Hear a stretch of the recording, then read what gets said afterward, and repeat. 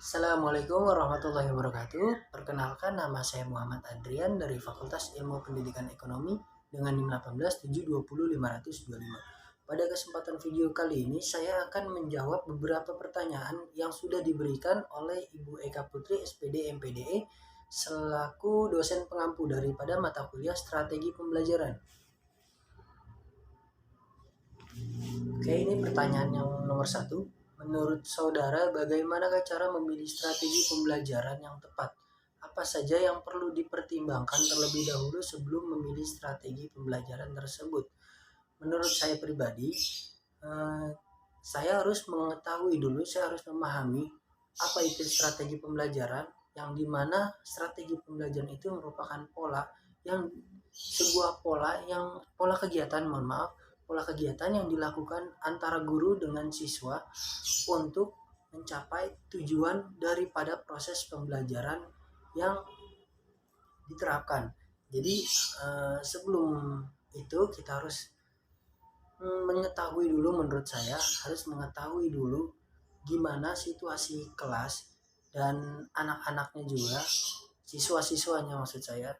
Jadi kita harus membangun chemistry, membangun sebuah hubungan di dalam kelas itu supaya terjadinya kenyamanan ketika siswa belajar. Jadi kita harus, sebelum kita mempertimbangkan terlebih dahulu, sebelum memilih strategi pembelajaran tersebut, kita harus melihat situasi anak-anaknya dulu.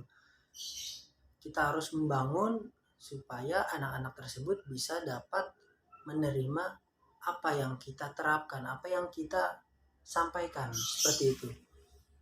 Kemudian pertanyaan selanjutnya, apakah strategi pembelajaran peningkatan kemampuan berpikir cocok digunakan pada setiap jenjang pendidikan? Utarakan pendapat saudara. Menurut saya, peningkatan kemampuan berpikir cocok digunakan pada setiap jenjang pendidikan. Memang benar, karena jenjang pendidikan setiap 3 itu berbeda antara SD, SMP, dan SMA, SMK sederajat itu kan beda. Jadi kita ambil contoh dasarnya aja. Ketika kita SD kelas 1, kita belum mempelajari tentang pecahan. Istilahnya kita masih belajar tentang tambah-tambahan, perkalian, atau pembagian. Dan kemudian ketika kita bernambah itu kan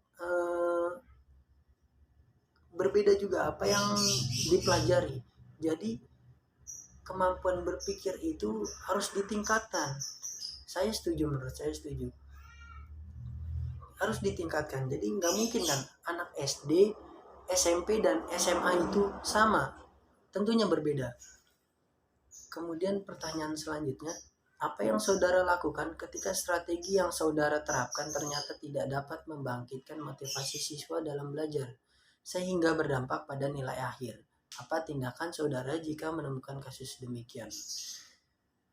Saya pribadi, saya akan melakukan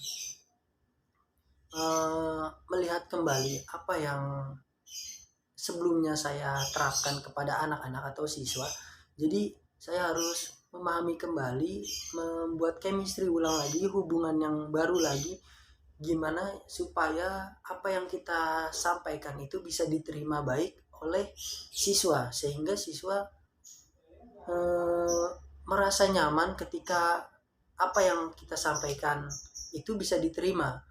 Jadi kita harus temukan kita harus buat itu rasa kenyamanan itu terhadap siswa tersebut, sehingga tidak terjadinya dampak yang buruk pada nilai akhirnya. Kemudian yang keempat, jelaskan makna pembelajaran dengan menggunakan strategi pembelajaran induktif dan eduktif, dan bagaimana implementasinya di kelas. Menurut saya, jadi pembelajaran induktif itu saya jelaskan singkatnya aja ya, intinya aja. Jadi pembelajaran induktif itu merupakan pembelajaran yang dimana seorang guru itu lebih banyak bertanya. Jadi memberikan siswa itu untuk kesempatan bernalar. Jadi nanti implementasinya di kelas guru itu sudah menyiapkan menyajikan bukti-bukti untuk mendukung atau menolak kesimpulan yang disimpulkan oleh siswa tersebut. Kemudian deduktif. Deduktif itu keterbalikannya dari induktif. Jadi ketika induktif itu guru yang lebih banyak bertanya dan memberikan kesempatan kepada siswa untuk bernalar. Kalau deduktif itu seperti kita pada umumnya, guru lebih banyak memberikan apa yang